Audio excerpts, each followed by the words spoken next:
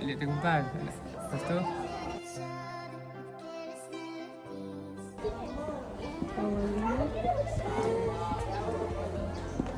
Blood bank. Okay. Cardiology. Okay, ini dia punya MA. Discharge. Ini provoking ni. Pun dia kasih tu. Mak dia kata rawat A. So dia bila dia makan dia A dengan hujung.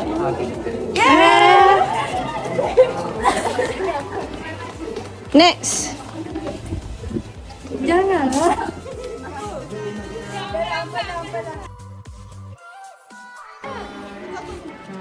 Rasa tak ada. Okey. Aku mana? Tak ada.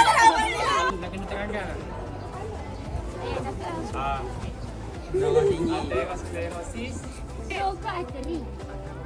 Teruk ah. Betul cuma pun. Betul jalan. Ya. Tunggu saya kat session seterusnya.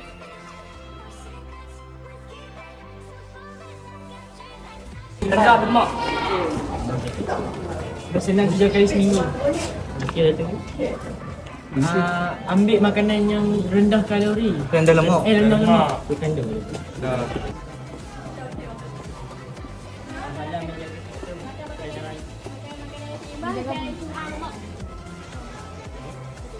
Ni yang tidak tinggi kolesterol. Boleh sama.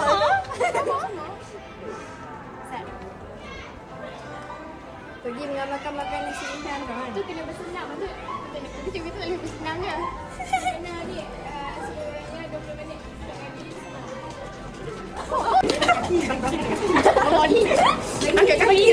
Kakak amalan menjaga sistem peredaran.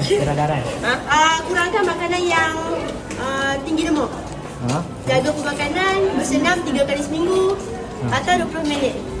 Dah.